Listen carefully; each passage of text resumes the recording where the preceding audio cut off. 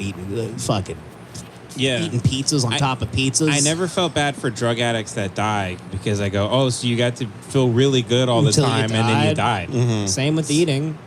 Dude, when my Uncle Stan got diabetes, and when I was growing up, I wanted diabetes because when he got diabetes, he would like eat Snickers bars to be like, he was like, oh, my diabetes is acting up. He'd like, my sugar's low. Yeah, because he's got low blood sugar. Low blood sugar, and then he'd eat a candy bar. So I was like, God, I can't wait to get that.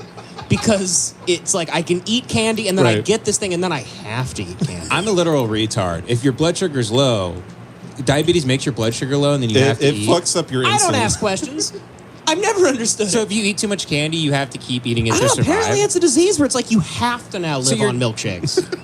So you're detoxing. You're detoxing from sugar, essentially. And you go, oh, God, I got to eat a Twix bar. I'm going to die. I guess it's kind of like it's a part of you now. Like, Yeah, it's like if you don't eat candy, you start shaking, and they have to put blankets on you, like walk hard. Give me a square of chocolate. I think I'm going there for the cat boys. Yeah, you're tying a belt around your neck so you can eat. I'm just licking an M&M. Well,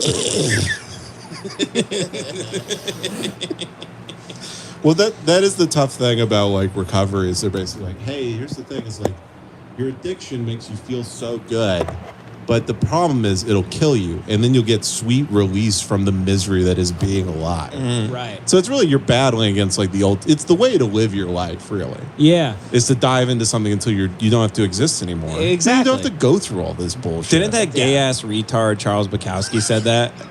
What did he do? He said, he goes, find something you love and then let it kill you. yeah. Yeah, but I mean, Oh, by the way, all these feminist fucks and all these people online that have a problem with fucking everything fun, they all have Charles Bukowski quotes on their Tumblr. And that And guy- Charles Bukowski's like on YouTube just like beating the shit out of his wife in the middle of interviews. He, like, and nobody ate their cares. face in with he's a just wine like, yeah, bottle. he's just fucking, he would wake up in the morning and just have to give some woman a black eye. Yeah, there's videos of him throwing a woman inside of a grand piano Yeah. and then Yeah. banging away at the keys. And he kicks ass. yeah, he would wake up every day and throw a woman out of an apartment building window, and then he'd set a timer. He goes, "Women are a mystery, a mystery to man and women, even to women."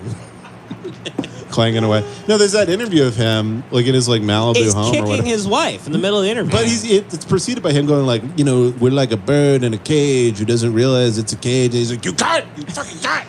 And he kicks his wife, Yep. like in the ribs. And we all love him. Can't cancel him. Yeah, he's a gay ass retard. And he also slept on the steps of the public library when he was homeless. Really? Yeah. Don't be such a romantic dipshit that you sleep on the steps of the public library. Anybody, I can't take advice from anybody who worked for the post office for 30 years. Yeah, exactly. It's like you're this great intellectual, but you kept working at the post office, huh? Where the freaks work. Yeah. Yeah.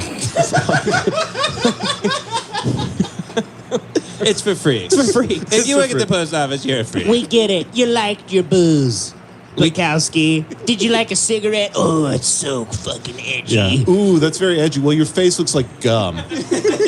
Your face looks like trench warfare took place on it. Your face looks like the Battle of Gallipoli.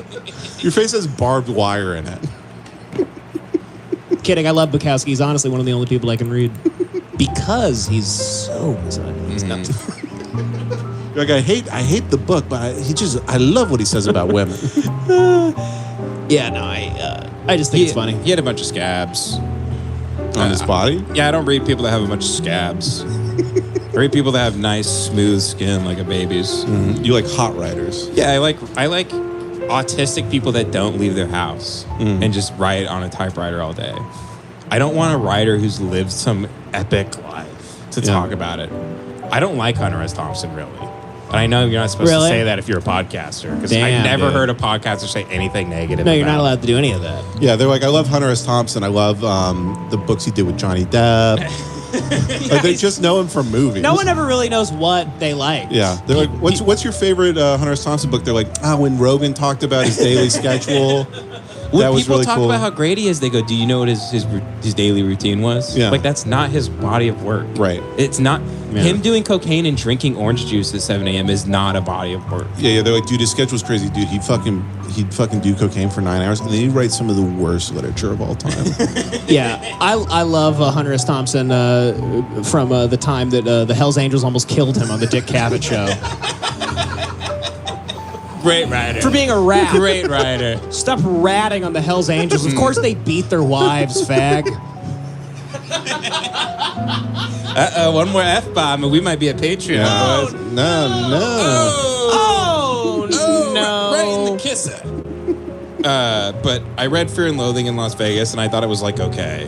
What's it about? It's just So I like, guess that means I don't. It doesn't mean I hate him. I just thought it was like. what are you his know, books? okay. It's just like, so then I took these drugs and then they did all the work for me. You know what's funny is I read Norm Macdonald's book, his fake memoir book. That where was he's great. Doing drugs, Yeah. and I thought Norm did a better job than Hunter S. Thompson in terms of writing about being on like Dilaudid and Yeah. mescaline and stuff. Yeah. I don't know anything about Hunter S. Thompson. I just know he's like he's in a great Johnny Depp movie. Mm-hmm. And he's on the cover like it's like his chin is all long. Yeah, I remember. Wild. I remember being in Blockbuster when I was like 8 years old and just seeing that cover every time. Same. Yep. This is crazy Like stuff. that guy must be amazing. Johnny Depp, I mean. Yeah, no. I don't know. Johnny he- Depp seems cool. Johnny Depp seems sick. I love Johnny Depp. I love Johnny Depp. Johnny Depp's cool as fuck. I like Johnny Depp. I like the way he dresses. I think it's cool and Yeah. relatable. I love guys from Oklahoma that pretend that they've lived in the south of France their whole life. You know what I love, Devin? What do you love, Benjamin? I love guys who are innocent.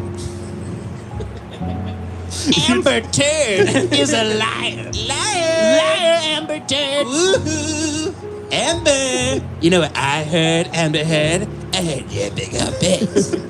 I heard you're a big lying hoe, Amber. I see it. I'm so Team Depp. I see Amber Heard in public. I just whip my cock out. I'm like, hey, Hey, Amber, look at this. It's got a nice bend to it, huh? Look at that, Amber. Huh? That's what you get for making Johnny smell your dog shit, you fucking lying bitch whore. please stop. She's just tasing me over and over. She's tasing me. I'm squeezing my dick harder and harder until there's a bulbous red tip. Yeah, you get like that electrocution freeze where your muscles tense up and then you squeeze your dick. My dick pops off. I'm mad It at myself pops. for going along with you in this bit right Yeah, now. I hate it. Amber, come in, Amber. It's just that It's just funny to get tied up